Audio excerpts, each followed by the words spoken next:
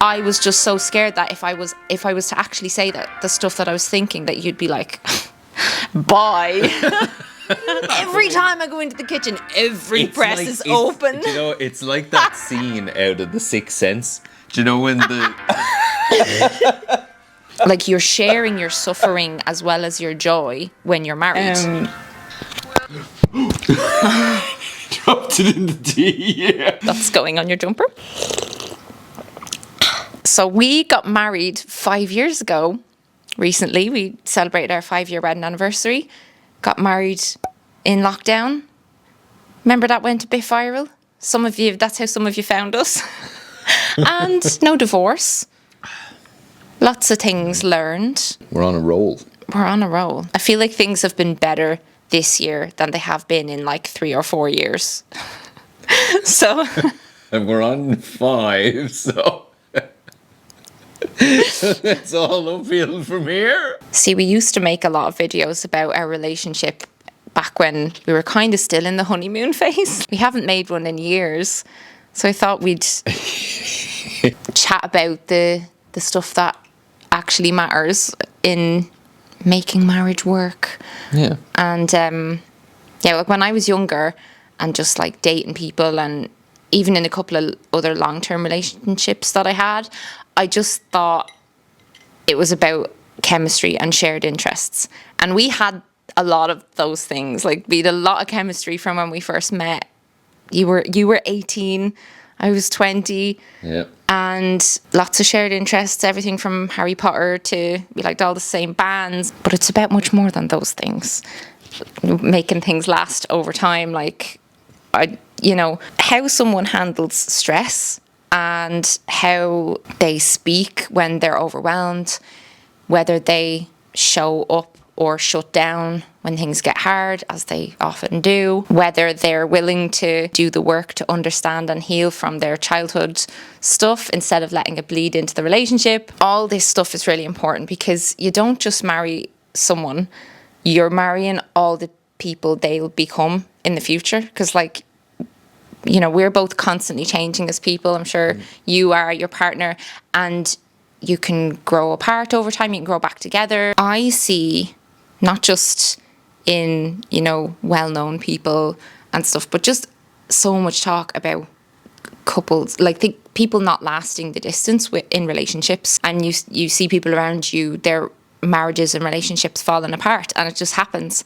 And it happened to my parents. And I think when you come from a family that breaks apart, that adds a whole juicy, lovely layer to how relationships are going to look for you in the future. And I had done quite a bit of work before we got together on myself and my issues, but there was plenty still to do. And I did some quite intense therapy when we were still engaged.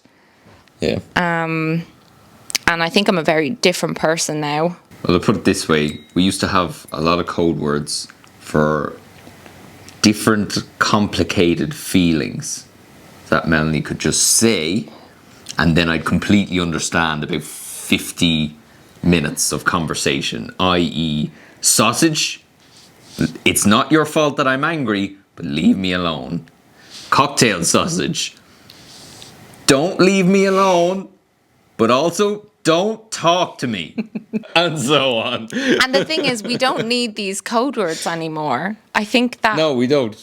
And we never made the decision that we were going to stop using them. Yeah. They aren't needed. It's hard being someone who has made content about their life for such a long time. And, I make such an effort to be authentic and to share the hard things and stuff. But so much of the building of a relationship is so messy and personal, and it can be ugly, it's just not the kind of stuff you see on the internet. What you see when you go online is people's smiling holiday photographs. Like, I can't count the amount of comments I've gotten under videos over the years of people being like, oh, I want a relationship like what you guys have and everything. And obviously there's just so much. It's like an iceberg. Like, there's like a tip. that they see. Yeah. And there's so much under that nobody sees. Any two individuals, when they come together and they say, I'm sharing my life with you, I'm shackling myself to you, that's not the end of it. And there's so much work that goes into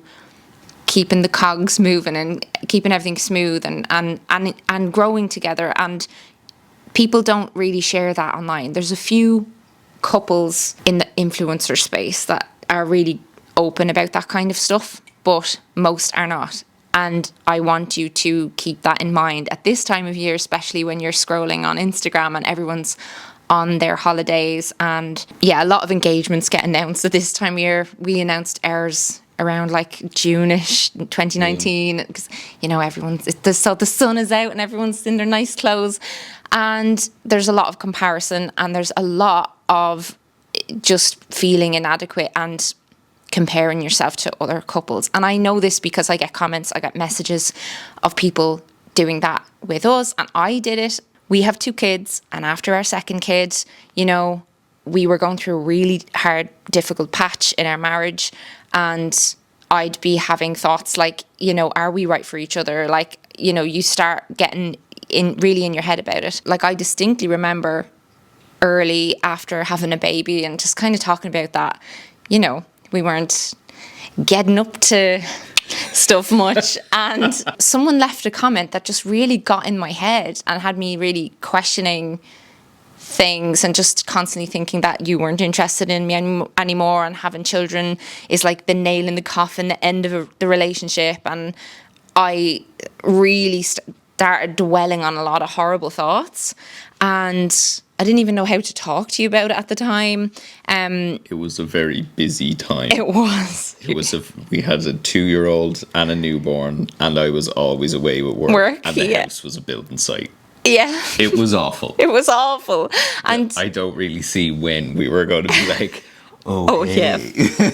I'm coming in the door like 11 after being awake for like 30 hours to say, oh shit. In those moments, you know, I needed actual tools to use, to apply to, because I didn't grow up with a great model of a relationship in my parents. I just didn't. So I've come to marriage lacking that. Thankfully, you had a very stable childhood and your parents are very happily married. And so Thomas, he made me feel safe, and he constantly shows up consistently and always has. And that always gave me that kind of secure feeling where it's like, okay, I have space here to explore this and try and sort this out and figure this out in myself. But anyway, yes, therapy has been extremely important in our relationship. Not just me doing therapy. There was a time where we both went to therapy together. Yep. I stopped drinking thanks to all of that. 6 years sober now.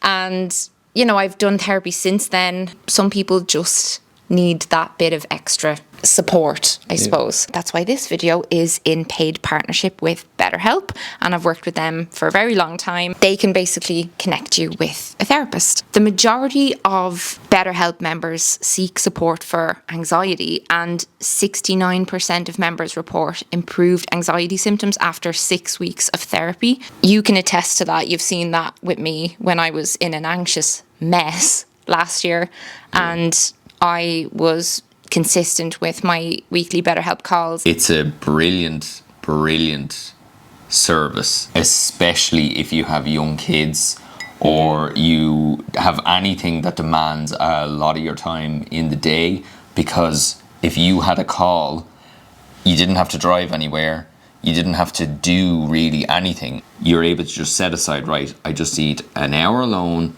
and my phone, or an hour alone on my laptop, and that's it. So like you could just go into the room and I just had to get the kids away somewhere, and we could just fit it in whenever it worked for our schedule. You know? It's not like you're not latched to this time, this day, in this place. The fact that they enable you to swap therapists free of charge so easily is incredibly helpful if you were doing that with in-person therapists. Like it's very, very hard to find one who's free anyway. I've had 3 different BetterHelp therapists. All have been amazing in different ways and have helped me with different things. So I've been able to gain perspective from different people. It's just been unreal. You have a deep voice. Go on. You do this part. With over 7,000 ratings, with a 4.3 average rating on Trustpilot.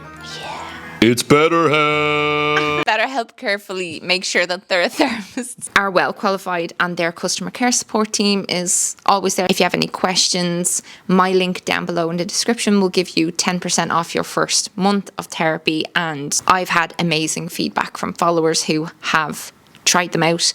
So if you've been considering therapy, keep this in mind. And yeah, so while some of these 5 things we've learned from marriage are things we learned through experience, some of them were born out of therapy, and consider this a gift from me to you, whether you're single or whether you're considering leaving your partner. The first one is brought to you by the dad in About Time. I'd only give one piece of advice to anyone marrying. Try and marry someone kind. And this is a kind man. There has to be kindness. There has to be kindness.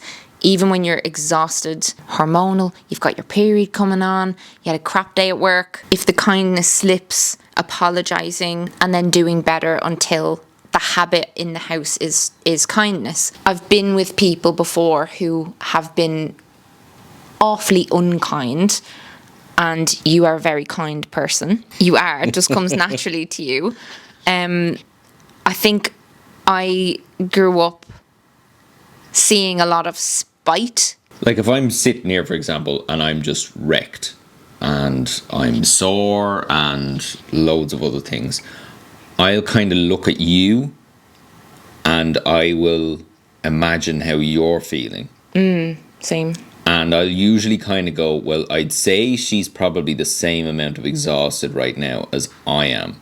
What would I want right now? Yeah. Would be A cup time of tea alone time or alone. something, Yeah. you know? So I'll usually use, like if I'm sitting here, I'm like, oh, and then I look over and you're sitting there and you're just like,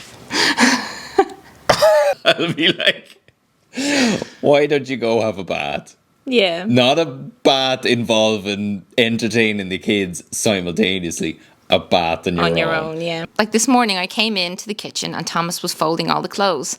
This, he does the clothes, I do the dishes. We take on our own things. But you were doing that and you looked absolutely wrecked and stressed. And I said, do you want to go for a walk and just listen to some music? We try and constantly look for ways to be kind to each other. Yeah. And like that's just the habit now in the house. When we were going out and we were in a relationship, I remember I remember getting very drunk one night and I was just unleashing all of this stuff at you and I was shouting and all of this kind of thing. And you were being very respectful of my space and you were trying to help me and you were trying to get me water and you were still trying to look after me even though I was being absolutely awful to you. And I think that was one of the first times I'd ever experienced that, because that was me in self-sabotage mode. I've talked about this in other videos. I had a very anxious attachment style. I now have a secure attachment with Thomas, but for the start of our relationship I didn't, and I was trying to push him away. I was trying to prove that he was going to leave and just trying to make that happen, I suppose, because I'm sure people watching understand that. You probably don't understand what it feels like to be that untrusting of love. I just didn't. It's like I was testing it. But yeah, we just constantly look for ways to be kind. And if we have a moment where one of us says something, we've only a couple of times really snapped at each other and said things that weren't particularly very nice. But we've very quickly and immediately apologized and said, I shouldn't have said that, or I shouldn't have done that way. The trigger for me is kind of oh, what would I love right now? Like in those moments, if we were after snapping at each other, I'd be like, what would I love right now? For her to just come and say sorry to me. Yeah. And then I just say, right, well, I'm just going to go and say sorry to her. Yeah. And that's how that starts. You know, it's treating the other person how the way you want to be treated. And as a result, we very quickly have developed a habit of just kind of mirroring that for each other. The next lesson we've learned is that it's really important that we keep choosing each other, especially when things aren't all like roses, where we're like, oh, we're going on a little trip away, and like, especially when it's the polar opposite of that, and everything is like, there's dirty nappies flying here, and I've just got like hair out to here, and I haven't shaved in like nearly a week. I'm like in stink, my pajamas stink, and all those, in those moments, actually just like, holding hands, actually just listening to them, even when you're like really annoyed with them over something else, or like, just going up and cuddling them when they're doing something in the kitchen, even if, there's just all that kind of stuff, like letting the other person know that you're in it with them no matter what, like no matter how messy and uncertain things are. And we've had so many stages like that where it would actually be easier to turn away from each other. Like that would have been the easier way out. Yeah. And I think we've become a lot more connected and much stronger by, in the hard times, being completely just like, I'm going to kiss you even though you haven't brushed your teeth, and I'm never going to leave. Yeah, there's the teeth. There's definitely the teeth thing is something that just, it's just a part of the wonderful tapestry of marriage and life. But as well, I think it's involving the other person in things that you don't naturally want to involve them or involve anybody in. Like I had something happen quite recently, and I didn't want to talk to anybody about it. I didn't want to talk to Melanie about it, but I didn't want to talk to anybody. I just wanted to be left alone in a hole somewhere indefinitely to figure it out myself. But sometimes, even if you are just that way about a topic and you are just like, the last thing I want to do is to talk about this. I was sitting there stewing over something, and it was very much apparent in the household that I was stewing over something. It was basically my duty to just start verbalizing my thoughts, even though I didn't want to, because I didn't want you having to deal with me just being in this hole trying to separate myself from the house. Even though I really wanted to just be, what I would have wanted is just have an indefinite amount of time to go off and just process something myself. But it's not fair when you're in a marriage, you're part of a whole. Yeah. And it sometimes is your responsibility to just push through that initial wall and say, do you know what? No, I know this is my issue, but it's affecting the house. My thing is affecting the house. So please help me to fix it, And I came to you, and I didn't even know how to talk about how I was feeling. I was just talking for ages. Yeah. I need to say something, because otherwise I'm just going to be in a corner just like, well, see, that's how people grow apart, though. Like, you have to figure things out and problem solve together. You have to. Yeah. You have to, and that is part of choosing the other person, because the alternative to that is choosing to go off by yourself and be in isolation, and that creates a big gaping void between you and the other person. Like, you're sharing your suffering as well as your joy when you're married. That's part of it. That's what it is. Yeah. And the whole thing is a flow, like a relationship, a marriage.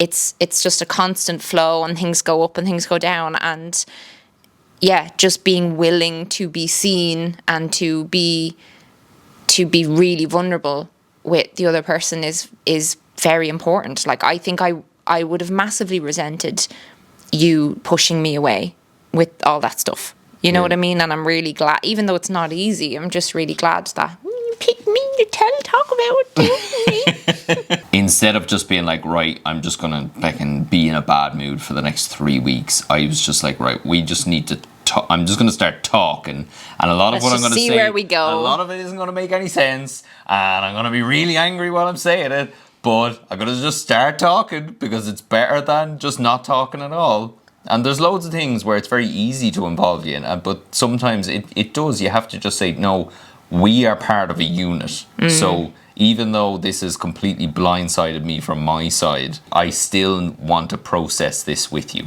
Yeah. You know? Yeah. I still want you to at least know what's going on in my head. That leads very easily on to the next one, which is about saying the hard things.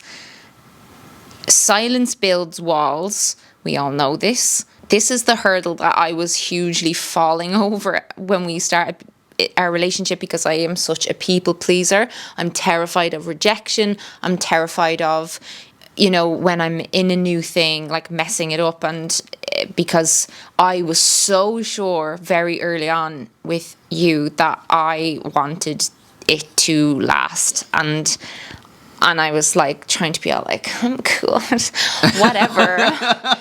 This is obviously casual, like, I'm fine. I'm fine. When you were like, I really, really want this to last.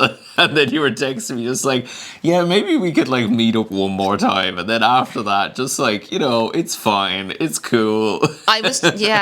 Look, see, around that time, there was stuff that was bothering me, and I had thoughts about and feelings about, that I was paranoid. You were going on a lot of nights out, all these beautiful girls in college, and I was seeing things on Facebook, like pictures, and like I had a lot of thoughts and feelings, and all I needed to do was talk and ask you questions and explain and communicate how I was feeling. But I was just so scared that if I was to actually say that the stuff that I was thinking, that you'd be like, bye. It was just, where my brain was. But like, you need to communicate expectations, boundaries, just like things that you're thinking. Sometimes what you're thinking is bullshit and baseless, and sometimes it's not, and that needs to be talked about. And I was awful for stonewalling, and I've come to learn that is basically emotional abuse. Like, it's not it, and I never do this anymore, but I always used to do this.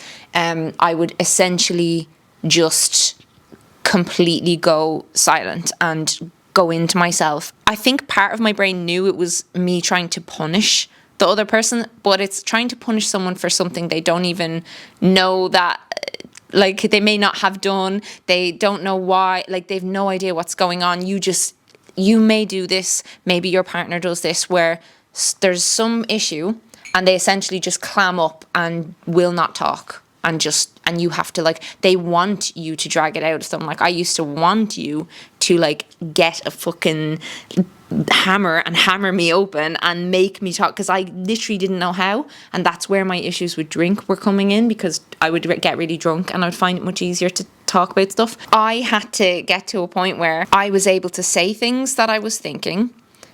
I was able to listen to you defend yourself or communicate back to me, it's unfair for you to be expecting this, or, it's a horrible, awkward conversation. I remember one particular conversation we had when you used to have the van, and we were sitting in the van outside my old place I was renting, and we were having this conversation anyway, and it was we really heated, like, the two of us. I think that's one of the only times we ever were shouting at each other, because we don't shout at each other in arguments and stuff, and it got so heated, like, and it was so uncomfortable. And I think in that moment I realized, like, this is easier than what we've been doing for months, which is just like these cycles of me building up all this stuff and then letting it explode out. And then it's just so stupid and messy. And we had a lot of, like, really uncomfortable conversations early on. I think had we not had them, we probably wouldn't have gotten married, or we would have broken up, I think.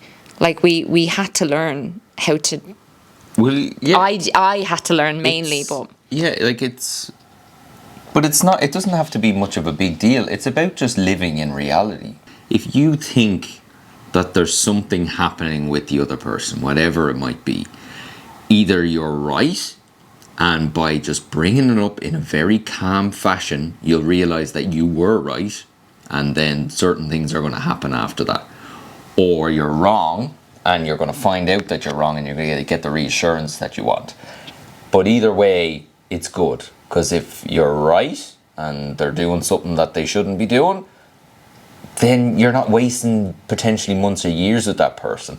Or if you're wrong, you're giving them the opportunity to say, no, you're wrong because of X, Y, and Z, giving them the opportunity to show you that they're trustworthy. So it's about finding out what's actually the facts of what's happening here, rather than being like, no, I'm not going to say this hard thing, and then whether I'm right or I'm wrong, it doesn't matter. I'm just going to live in a state of perpetual agony. But it's also trying indefinitely. Then you're just trying to read their mind all the time, and they're trying to read your mind, because they can feel that you're clamming up. You're suspecting something that's going on with them, so you're trying to constantly fill in blanks, like just constantly filling in stuff that you don't even know. Like it's just mental. And I just lived so many years like that in other relationships and stuff like that, and there's none of that in our marriage, and as a result it's very peaceful. Like, we've a very peaceful marriage, and every day we are laughing together. Every night we're getting into bed and there's no tension. And you know, when we have difficult, like, there's obviously stuff where we get moments of tension and stuff like that, but it's like a blip. It's not like, it doesn't turn into this massive mountain where it's just like, maybe we're going to break up. You know what I mean? It's like, and it's because we do this all the time. We always say really hard things to each other every day. Like, even today, I said to Thomas, I don't think your approach to disciplining our 4-year-old on that thing was the right approach. And he pushed back and was like, actually, no, I think that was really important, that there was a consequence for this thing, because blah, blah, blah. And we ended up like watching this YouTube video from a parenting expert, and like, you know, and then I was like, oh, actually, you know, his point aligns with what you think, and then this other thing he said aligns with what I think, and let's meet somewhere in the middle on the next time we do this discipline thing. And that's a constant thing in our relationship, and there's just you never get to a point where it's like all done ever, because like life is just constantly changing. We're changing, our kids are getting older. It's never gonna end. But it doesn't have to be hard. But it, as I said, like, this wasn't a natural thing right from day one. Like, this took a lot of work and time on both of our parts. But it's just trying to develop it as a habit. And eventually it becomes just a habit, and you're just constantly just hammering things out. Yeah, you're just like, oh, I'm bothered by this, and it's just coming out of your mouth. The thought appears and it just comes. It just comes straight out. It doesn't brew in your head like, oh, I'm going to say this to her once I get a chance. I'm going to wait until she does something that bothers me, and then I'm going to bring this up as well. And then I'm going to make it a real big fight. I can't wait for that. Juicy. And then you're just sitting there just like, go on, say something. Yeah. No, we say it all the time. And there's sometimes, like, I've said to you multiple times about certain things, like when Thomas changes one of the nappies, like, he just leaves the nappy there, and I'll bring it up every day. I'll be like, stop leaving the nappies on the floor, just stop doing it. And or like the presses. He leaves all the presses open. I don't even realise I'm doing that. Every time I go into the kitchen, every press is open. Do you know, it's like that scene out of The Sixth Sense. Do you know when the mom walks out of the room? And that's like me. I'm the little boy sitting on the table. And then she walks back in, and just all the presses. Go on, you can throw in something about me.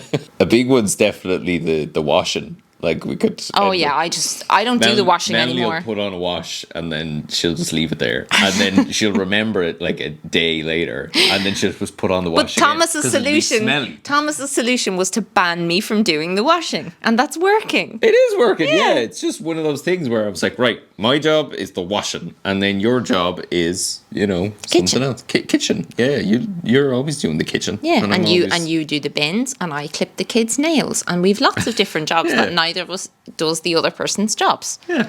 And that just happened. Number 4 is, don't try and win. Instead, try to understand where the other person is coming from. Like, a lot of the times I am wrong on things, and I used to just be like, I couldn't accept that about myself, like, many years ago. And I remember my partner that I was with before Thomas, like, we were just constantly bickering, because our biggest problem. Each of us wanted to be right, and I have to be right at the end of this argument, and that was just a horrible way to live. Whereas we're very good at admitting when we're wrong and being like, sorry, I shouldn't have done that. Like, even the other day, there was an issue, and I said to Thomas, in these situations, blah, blah, blah, blah.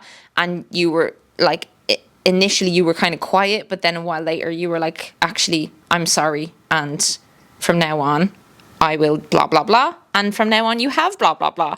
Yeah. And you know, it's stuff like that. And there's loads of times with me where I've been like, sorry. And it's just, it's okay to be wrong. And that's how you learn and get better. Yeah. Like, there's a very good quote, and I don't know where I heard it, but it's something that I kind of just naturally have lived by, which is, do you want to be right or do you want to be happy?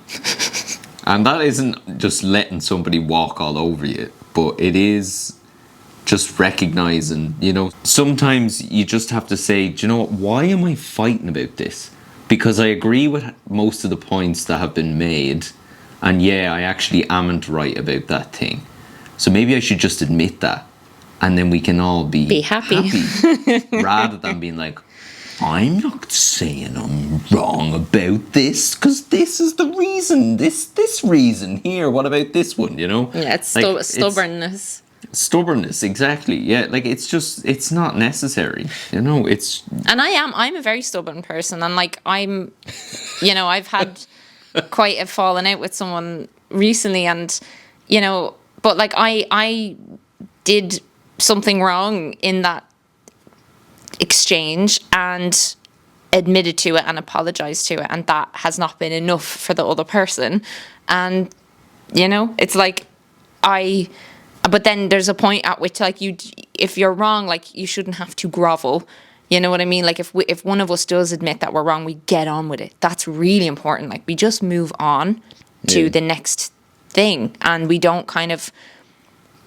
It's never been a thing like that, where if one of us has done something wrong, like, you know, like with me and all of the stuff when I quit drinking and how I was being when I was drunk and stuff like that, you never held that against me and held it over me, ever. And expected me to just keep fucking apologizing for years. You know what I mean? It's like...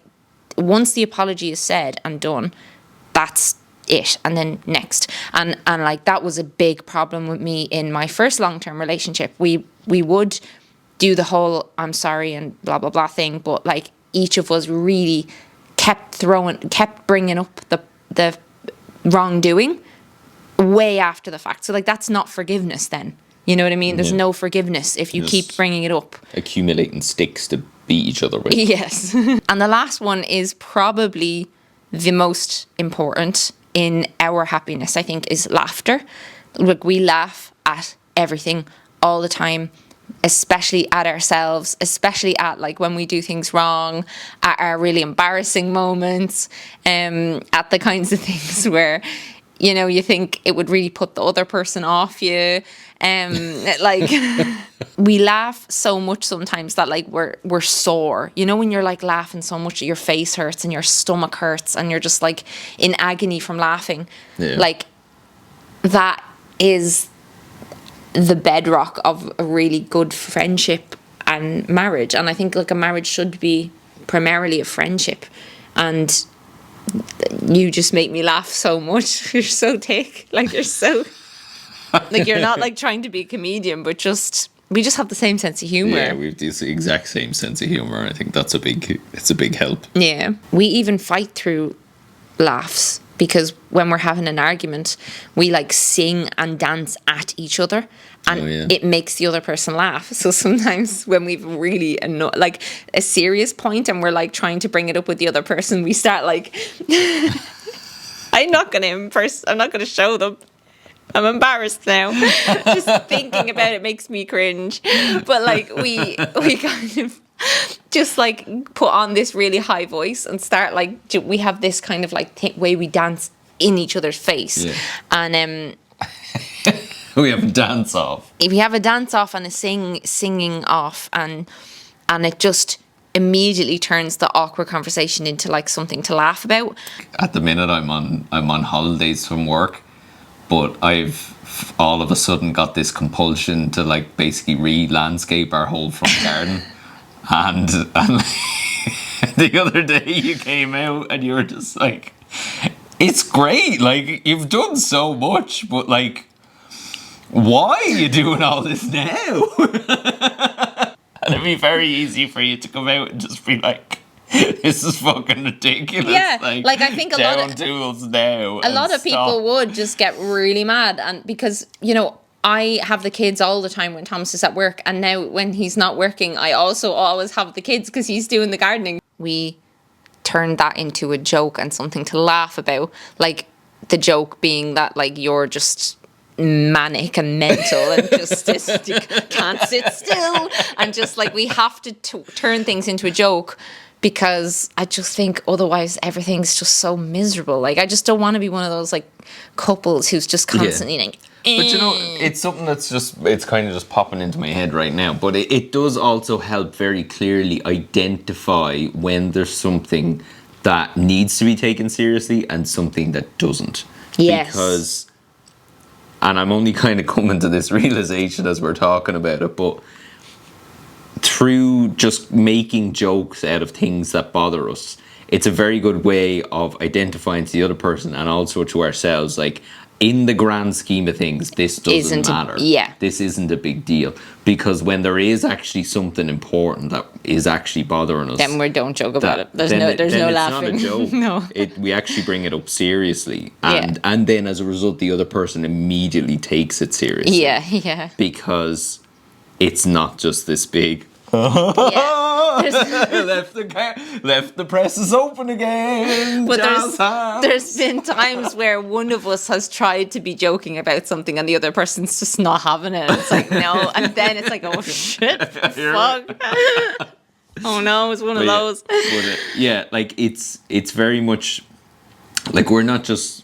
I suppose it's important to say we're not using this to like pummel important things that are bothering us with like toxic humor, positivity, just to be like, oh yeah, everything's just fine, isn't it? Ha ha ha. Like that's not where it's coming from. No. If it's a jokey thing that we bring up, it's like, please don't do this, but in the grand scheme of things, it's not a big deal. And it also sometimes uncovers stuff that we didn't even realize is bothering us. Like I remember, you know, and it was like I was very, you know, in the postpartum stages with like, you know, big milk stains and boob hanging out and horrible hair and really dry, cracked skin and I remember I was feeling awful about myself, but like I kept pushing that down and not thinking about it. And I made a joke about how bad I looked one day, and like you kind of went along with the joke. And I remember I just started bawling, crying, and then I realized like, oh, actually. And we had a big conversation, and then I was like, okay, what I'm needing is like more words of affirmation, and I'm needing, you know, it just uncovers stuff sometimes, you know. I remember that. I think we were singing a song, and I called you ham or something. You were just like, I feel like a ham. You were just like, don't call me ham.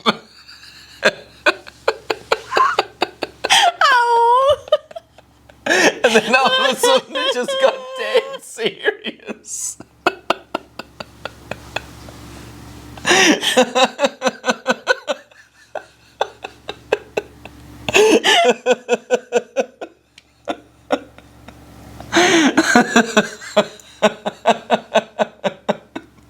I remember. Ow.